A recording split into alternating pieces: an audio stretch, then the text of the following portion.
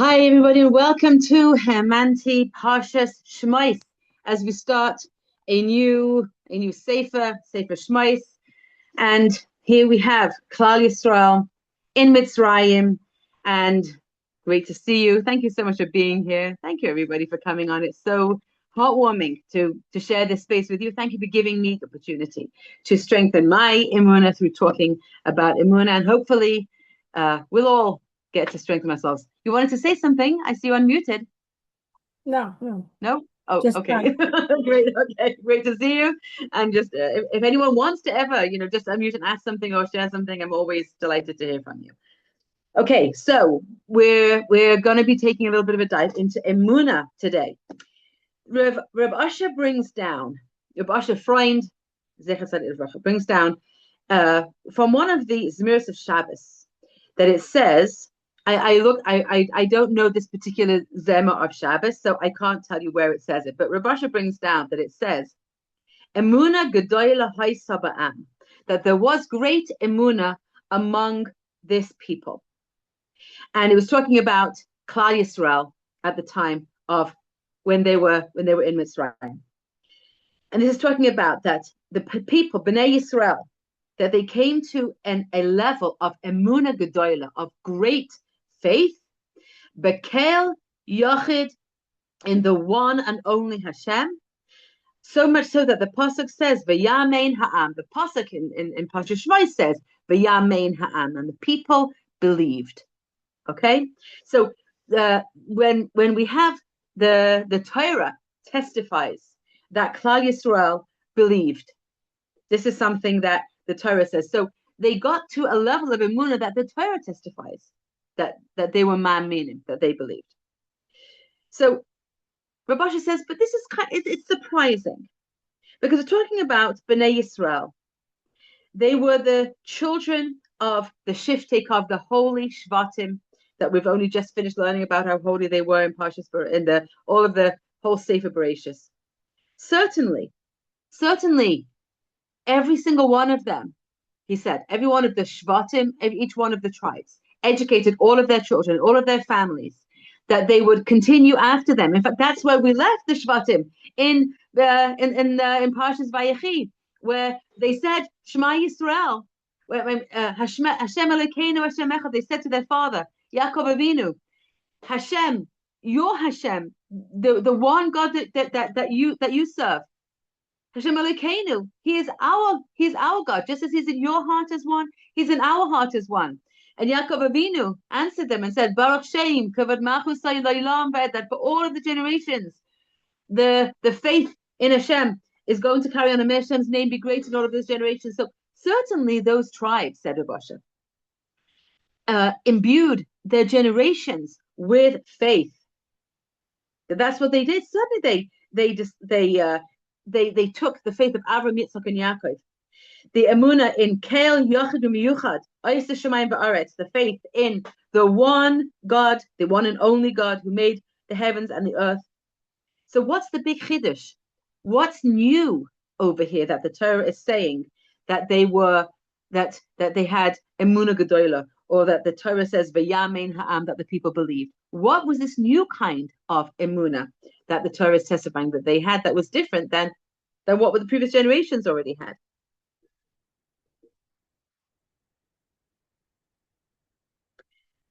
And so, if they were talking about the Emunah in the Geula, if that's what is being praised over here, the fact that Klal Yisrael had Emunah in the Geula, they already had a sign. They were given a sign in their hands. They knew that the Geula was going to come. This was part of what was told for generation to generation. There's going to be a Geula.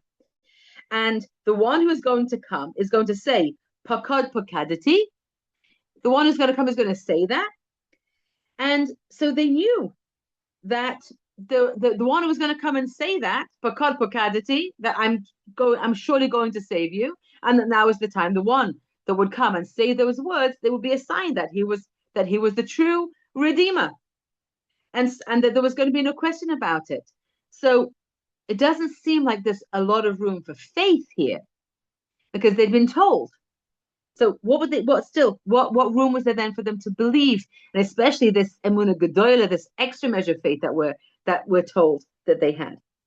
And when Moshe Rabbeinu came with Aaron HaKohen and all of the Ziknei Yisrael, and they said, Pakod Pagadati, this is the time of your Geula. Again, it doesn't seem to be so praiseworthy that they believed him because they'd been given that sign long before. So when we go through the Parsha, even with a little bit, even if we just look superficially at the Parsha, we actually see that they did have a very deep level of faith. And so here, Rabash is going to point out to us the signposts of faith. And we're going to understand that Rabash himself, the fundamental of his teachings was Emunah. In fact, the sefer that I'm learning from each week is called Yalkut Mamari HaEmunah. It's a collection of his speeches about Emunah, because that was what Reb Asher taught. That was the underlying theme of everything that Reb Asher taught, was about Emunah. So Reb Asher was a connoisseur of Emunah and Bitachon, the way that a wine connoisseur would understand the differences in different kinds of wine. So when we learn from Reb Asher, we're learning from somebody who has not just the authority, but the expertise to be able to define for us various levels of Emunah and what they could mean for ourselves. So he says, in fact, what we're going to see is a kind of Emunah that this is the highest level of Emunah, Rabash is telling us. Imagine to yourself, B'nai Yisrael, here you have Klal Yisrael. What did they look like? Okay. They were drowning in the mud of Golus, of a terrible, horrible Golus, of Golus Mitzrayim. Their children had been thrown into the river like rats. Okay. They'd just been thrown into the river. And they had been pushed into the stones, Rahman al-Islam, put into the stones in order to build buildings, meaning that the treatment that they had received from the hands of the Mitzrim in Mitzrayim was the worst kind of abuse that slaves ever got anywhere. In fact, I once we used to have a very precious Holocaust survivor here in Beitar, Leah Kaufman, Leah Shalom. She passed away last year, just a few weeks after Holocaust Day, actually. And not that I keep Holocaust Day, Dafka, but we have Tisha B'Av, and that's more than enough suffering. But she passed away, and it was just interesting because every year on Holocaust Day, the policemen of Beitar would gather outside her home, and they would give her honor. And for her, that was a meaningful, signpost in her life of being a free person in the land that Kadosh Baruch Hu has given to us. And I heard her speak, and she was saying how it's the horrors that they went through, and I'm certainly not one to relate any horrors because I'm too traumatized and too triggered to even read or go to Yad Vashem or anything like that. That's not for me. But I heard her speak, and the horrors of the Holocaust are actually likened to the horrors that Klal Yisrael went through in Mitzrayim. And in fact, one of my clients, Yudis Komornik, wrote the book The Last Slave about the horrors of Golus Mitzrayim, and it's quite horrific reading. And so if anybody really wants to get into very gory details, The Last Slave is a book by Yehudis Komornik, and she's a wonderful writer. It's quite horrifying to actually get into the details of what Klal Yisrael went through and the kind of physical, psychological, spiritual, intellectual abuse that they went through. You read it. Nice. Okay. At the hands of the So when she was writing that book, she was in the middle of taking the Think Positive course with me in Yerushalayim at the time, and it was an honor and a pleasure to be to have Yehudis in that series. Anyway, she also wrote a book about Hanukkah, a children's book, which I bought for a bunch of my grandchildren, and it's one of their favorite stories. Anyway, back to Mitzrayim, where again we read it, and the Torah is written in a very obviously in clean language, and the Torah doesn't go into the depths of the horrors. The Midrash is a lot more clear about what actually went on. But for us again to understand so much about what they went through, the Holocaust probably doesn't even come close to what they went through in Mitzrayim. So here you have a people who went through this level of suffering. Okay, if we could imagine the Holocaust survivors right afterwards, and that's what they were like in Mitzrayim. That was the kind of nation that we're looking at. All right. And the Parai, the Russia, and his minions and his ministers, they allowed themselves the full reign of their bloodthirsty cruelty. They didn't hold anything back. And this went on for years and years and years, much longer than the 6-7 years of the suffering of the Holocaust. We're talking about an entire generation. And there was almost no ray of hope left to them. That it was so dark, and this is where they were. Okay, when all of a sudden here along comes Moshe ben Amram, and remember, we know when we read the story, we know who Moshe Rabbeinu is. We've been told that Mi Moshe ad Moshe like come la Moshe, that no one in the world is like Moshe Rabbeinu, and how the Rambam says about Moshe Rabbeinu that there was no other Navi like Moshe Rabbeinu, and there will never be a Navi like Moshe Rabbeinu. So we know all of this now. They didn't know this. Okay, they didn't know who Moshe Rabbeinu was when he came along. But here he came to tell them about the imminent Geula. Not only that, and here we're going to hear the twist of what Rav Asher is going to be explaining to us. This is the aspect where Klal Yisrael had such a depth of Emunah. Moshe Rabbeinu told them that they were going to now find favor in the eyes of the Mitzrim, and they would go and they would borrow from the Egyptian taskmasters, from the Egyptians who'd been ruling them, from the Egyptians who had been abusing them in every kind of cruel way. They were going to go and borrow from them silver and gold vessels and all of the expensive cloths and whatever they wanted in their homes. They would go and ask the Egyptians to give it to them, and they would give it to them. These cruel slave drivers would all of a sudden become their fans, and they would give them all the good that they had in their homes graciously and generously. All of a sudden, this would all turn around. To believe such a transformation, that such a revolution like that could take place, demanded an enormous level of Emunah, such as could scarcely be expected to exist in people at all. That makes sense now when we think about that. Okay, such a level of Emunah that the cruel abusers would all of a sudden turn into fans and pleasant people who would open up their homes and give them their wealth because Moshe Rabbeinu told them they were going to do that, that's what Hashem told them. Now we can understand the enormous level of Emunah and faith that was being asked of them and why their level of faith was so high.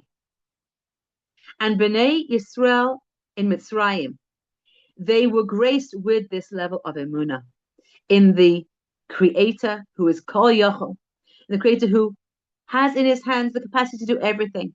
She'ein biyadai matzor, there is nothing There's nothing that can hold back a Kadosh Baruch Hu to save us.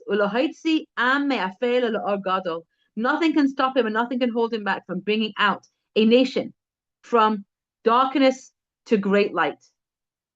And these parshas of Sefer Shmos, the parshas of Geula, the parshas of when we read about the goddess and the Geula of Mitzrayim, these are for us to internalize in our own personal Geula. And so whatever's going on in our lives, we can know that B'ritzais Hashem, when a Kadosh Baruch Hu wants, even a person's greatest enemy can turn around. It can happen. It's not derech hateva, okay? That is not derech hateva. And if a person can get out of an abusive situation without relying on a miracle, we don't rely on Kadosh Baruch Hu's miracles, but that we know that there's nothing holding Kadosh Baruch Hu back. There's nothing holding Kadosh Baruch Hu back.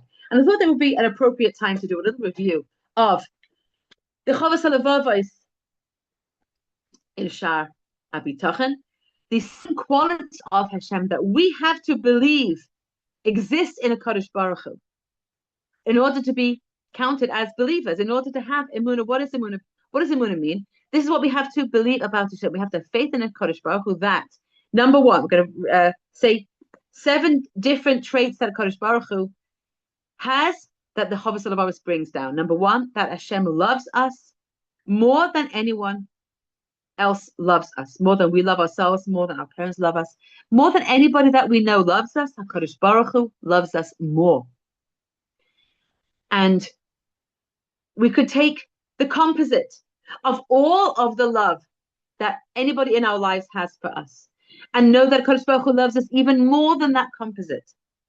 And that any love that exists in this world is only because of Hashem's love for us. That's why we can experience love at all. Love only exists because of HaKadosh Baruch Hu's love. And we could know of ourselves. If we feel love for someone in our lives, we didn't create that love. We're not the master of that love. HaKadosh Baruch Hu gives us of His love and enables us to experience love in His kindness. Because what great experience is there than in this world than caring and loving the precious people in our lives and being able to have relationships and closeness with those that we love. So Kadosh Baruch Hu gives it as a gift. But ultimately, we have to realize that the greatest love for us is only Kadosh Baruch Hu, is His love for us. That's number one. Number two, Hashem is with us, always ready to help. He is near. He's not far away.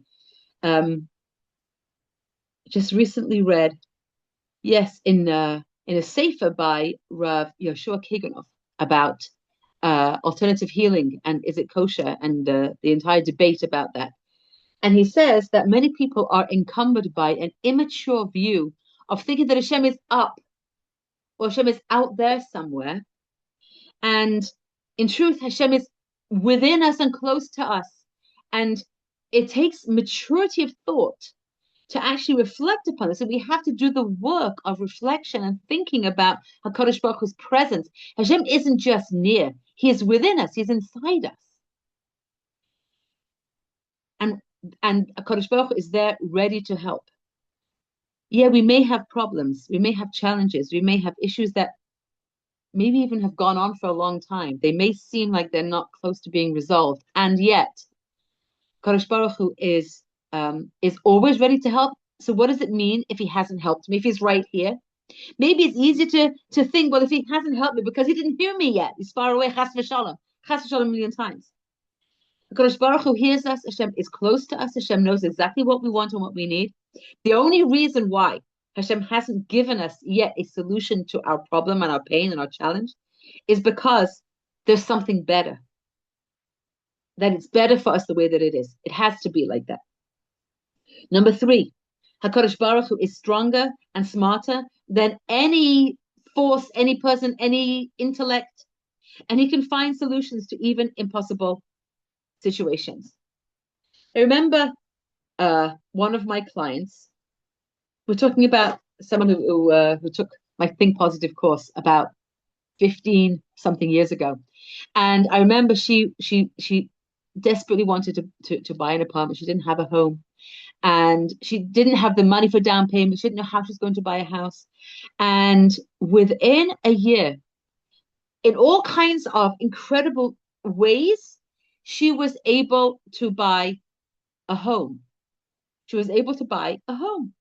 Uh, the exact way that it came about was some relative of hers from a distant land came to Eretz Yisrael, and uh, went visiting with her someplace, and really enjoyed the tour that she gave them of the in Eretz Yisrael, and then gave her a huge sum of money. She didn't even realize that this relative was so wealthy. She gave a huge sum of money for a down payment on the apartment, and all of a sudden she got a home. And that was a long story, a long time ago. But a recent story, in fact, Baruch Hashem, there are lots of people who are listening to the Think Positive classes now on Kala Loshin. And so a lady sent me an email. She told me that she went somewhere, and I don't know exactly what happened, but she ended up getting a parking ticket. And she was a bit upset. She thought it was going to be, she didn't know how much it was going to be. Um, oh no, it wasn't a parking ticket. Sorry, she brushed against someone's car. That was what it was. Okay, she damaged someone's car, and she was, she felt terrible, and they exchanged information. She left a note on the person's car, saying that she takes full responsibility, and they should be in touch with her. So they were in touch with her, and he was like, I don't know what you meant. We left this note. And so she explained, in the phone conversation that, I absolutely am taking responsibility for this, or whatever you think it's going to be. And he said, well, I think it might be $500. And she said, okay, well, whatever it is. And she was still hoping to Hashem, Hashem can do anything. And she was hoping that Hashem would take care of this damage, and she wouldn't have to pay so much money. But he said $500, okay, it's all in Hashem's hands.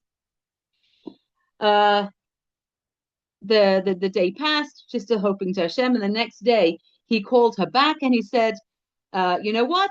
I see that I can take care of it myself. I don't need to go and get it fixed.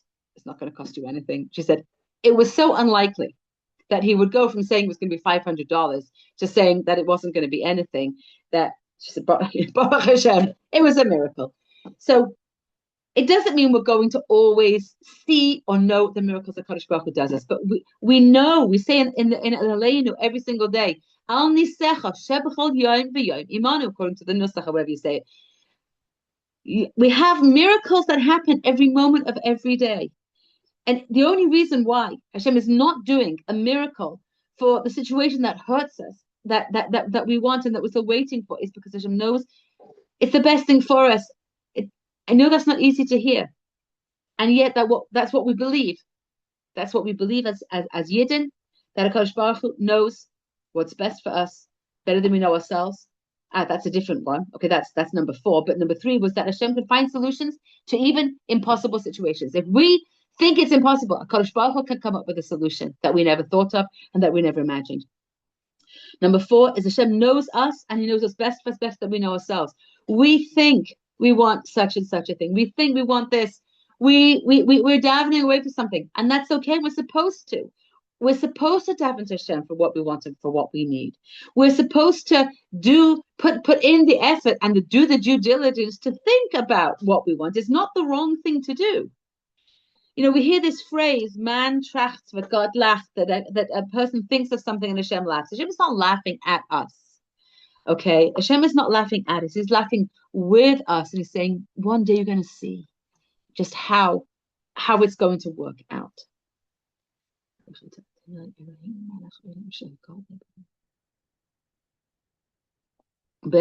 going to see the miracles that Hashem does for us.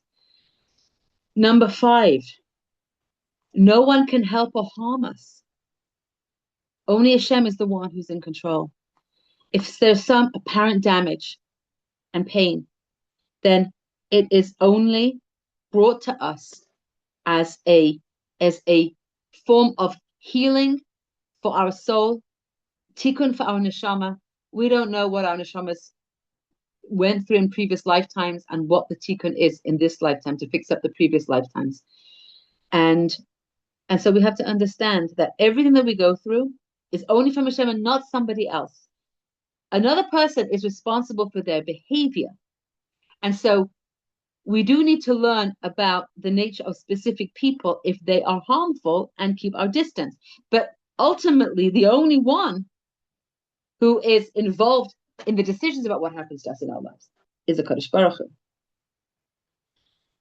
Number 6, just as Hashem has helped us in the past, He will help us now. And I think it's true to say that every person who has a relationship with the Kadosh Baruch Hu has in some way felt the Kadosh Baruch Hu's hand of Hashgacha Pratis in our lives in the past.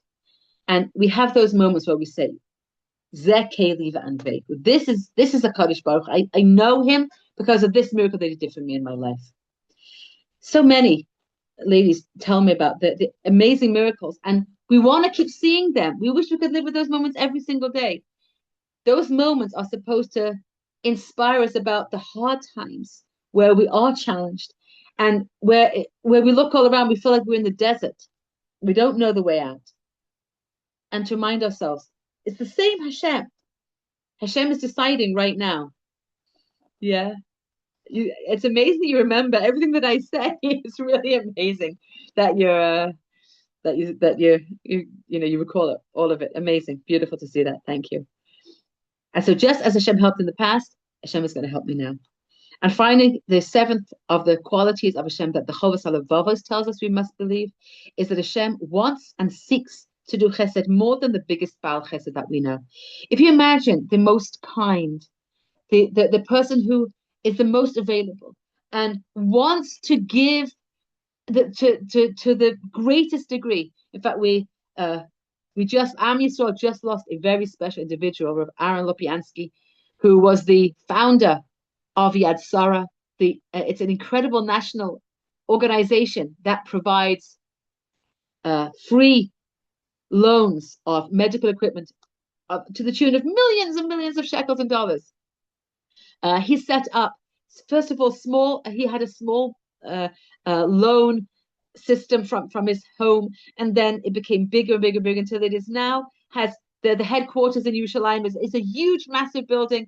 He became the mayor of Yerushalayim, an incredibly chashuva and special yid. He was a huge Baal Chesed. And even more than Rav Lopiansky, Rav HaKadosh Baruch Hu wants and seeks to do chesed. If we think about all the greatest Baal Chesed throughout the generations, HaKadosh Baruch Hu seeks to do chesed even more than them. This is how we have to change the way that we think about HaKadosh Baruch Hu. HaKadosh Baruch Hu is not holding back our Yeshua for any other reason other than it's a greater chesed to hold it back. That's the only reason why. Otherwise, it wouldn't be. It must be that it's a greater chesed. It must be. That's the only way that we could understand it, because that's what Kadosh Baruch Hu is. In addition, just to mention a few more points of what we have to believe, the Rabbeinu Yonah in Mishlei says we have to believe that Kadosh Baruch Hu can do miracles and change Mazel and Teva. The Nesiv Shalom says that the first commandment, Ani Hashem Elokecha, means I am Hashem, I am your Hashem. I am watching over you and devoted to doing everything only for your good. We have to believe, says the Nesiv Shalom, that we are ma'aminim b'nei ma'aminim, even if we don't feel that we have a deep level of Emunah. But these ma'aminim, Klal Yisrael in Mitzrayim, that were able to believe that the Mitzrayim were going to all of a sudden turn from these cruel tyrants that were worse than the Nazis, Yimach Shemam, were going to turn all of a sudden friendly and give them gold and silver and everything they asked for. They were able to believe that because Moshe Rabbeinu told them, and they were able to have that level of Emunah. We are their children. And we have that Emunah within ourselves. We have the capacity to reach the same level of Emunah that they have. So we have it. The Chazon Ish said that a tzaddik tamim, his nefesh is tied up with the knowledge that Hashem saves him from trouble. Hashem saves us from trouble. This is in our hearts and our knowledge that Hashem saves us. In addition, the Brisker Rav said that we all have faith. It's up to us where we put that faith. And so our choice is to take all of the capacity of faith, the massive capacity that we have faith as the children and grandchildren of the Avos HaKadoshim and the Yimayos HaKadoshim, is to take all the faith that we have and turn it towards HaKadosh Baruch Hu. As the Chavos Levavos says, if we don't trust in Hashem, we have to trust in something else. And so Hashem will give us life circumstances to teach us. You cannot trust in anybody else, only in Hashem.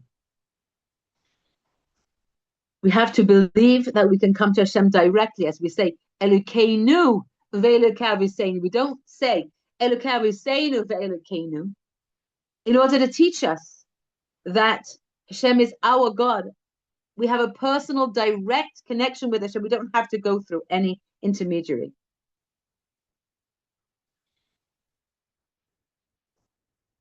And the Ramban says in Parshas Shmos that HaKadosh Baruch Hu does great nisim for Klal Yisrael to show the world that He is in charge and involved in our everyday lives.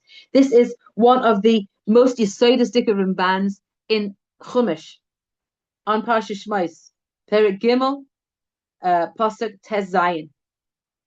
I'll read the whole translation. Hashem does great nisim for Klal Yisrael to show the world that He is in charge and involved in our individual lives. And from the big nisim, from the Yetzias Mitzrayim kinds of nisim, from the Makos, and all of those big nisim that Kosh Baruch Hu did for our forefathers, we understand the hidden nisim that are the foundation of the entire Torah. And then the Ramban goes on to say, this is one of the most yesodistic parshas of the Ramban, and we have a minute to say it, to repeat these words at this time. A person has no chelek in Torah's Moshe unless he believes that everything that happens is a miracle and there is no such thing as nature or derech ha'olam, or the way of the world, for nations or for individuals. If we do mitzvahs, we'll get reward. There's a punishment for averas. Averas take us away from Hashem. Mitzvahs take us close. Everything is a miracle. And we have no chelek in the Torah of Moshe Rabbeinu if we don't believe that. We have to believe that. That's a foundation of what it means to be ma'aminim. The Nesiv Shalom says that the Yidden didn't initially believe that they were worthy or chosen and worthy enough to be taken out, but then they did believe, and in the schus of their belief, they were saved, as it says, "B'schus ha'emunah shehe'emantem shehu Elokecha." In the schus of their faith, they were redeemed. What was the faith? The Nesiv Shalom says that they believed that they were b'nei b'chayri Yisrael, that they believed that they were Hashem's chosen children. The belief in themselves. Also, again, there are many different ways to understand it, but certainly, as Rav Asher has explained, that they reach an incredibly high level of Emunah in Hashem, that He was going to make these people who were acting like worse than animals with the cruelty and the horror that they were inflicting upon their slaves, that they were going to be able to turn around and become something else, only because Klal Yisrael were the beloved children of Hashem, and He was doing open miracles at that time. It would demand an open miracle for an abuser of that kind to turn around. And finally, the Torah's Avos Shalom says, I need to believe. He'emanti ki adaber. Here we are. We are here at He'emanti. I've named this little free get-together that we have on Thursdays, He'emanti, based on this Torah of the Torah's Avos Shalom. He'emanti ki adaber. I believe ki adaber, that I will say.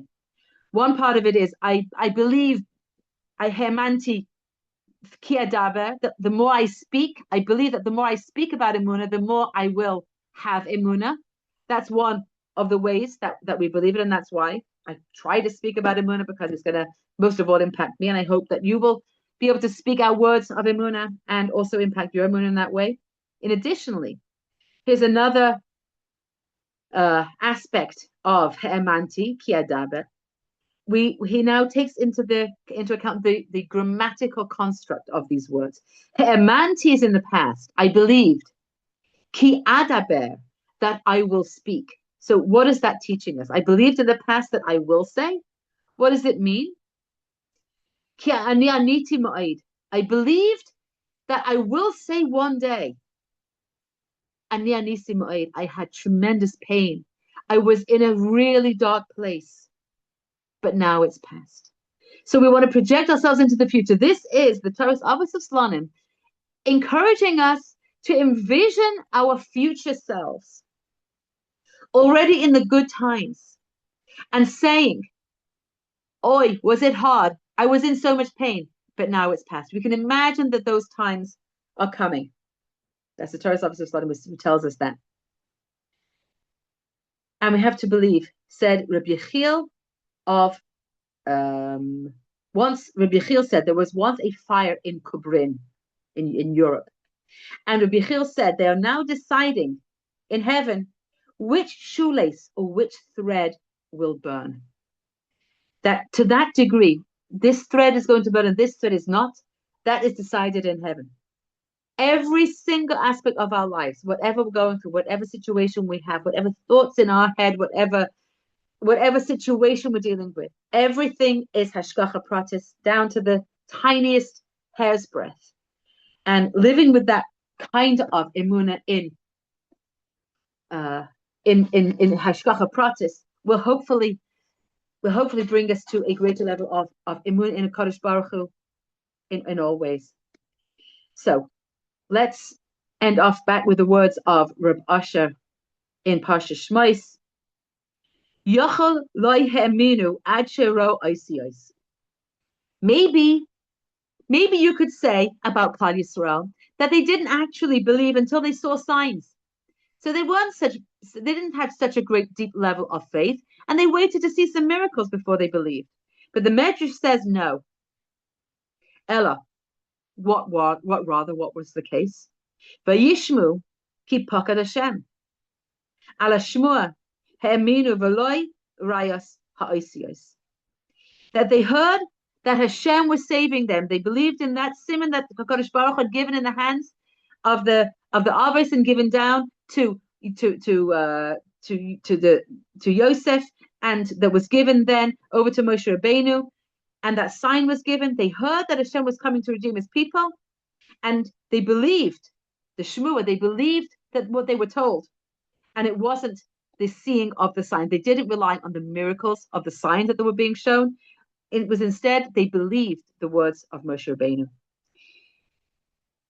Mikevan sherak shamu heminu. Just from simply hearing it, they believed. And that's why we can learn from this and extrapolate that their faith was truly great. Because the text testifies, the Torah testifies upon them. Vayamein ha'am. The people believed. They heard and they believed. And because of the faith that they had in a Kadosh Baruch Hu, and because of their belief that He chose them and that He was their God and He was going to redeem them, and their belief that even the miracles, that the beasts were going to turn into not friends, but into at least somebody who was going to give them of the goodness that they had in their homes, in the belief that they could believe that a total transformation was going to be able to take place, they were saved. And in the schus of our believing every single word in the Torah and trying to integrate it to the degree that we can, and repeating the words of Parshas Shmos and all of these Parshas of Geula, allowing them to enter into our hearts, Be'ez Hashem, we will grow in our Emunah Shalema and come close to Kadosh Baruch Hu, and we will be zecher to the Geula, the Geula Shlema, the final Geula, which will be even greater than Yetzias Mitzrayim. Be'ez Hashem. Anybody wants to unmute, say something? Love to hear from you. Anyone who wants to ask or share? Now is the time. I just want to say thank you and a good Shabbos. Thank you so much. This was great. Thank you. This was fantastic. Thank you so much. Thank you. Thank you. Bench. Thank you, everybody, for speaking up. I'd love to hear your voices. Thank you so much. Have a beautiful week. Wonderful Shabbos. Cultivate everybody. Bye-bye.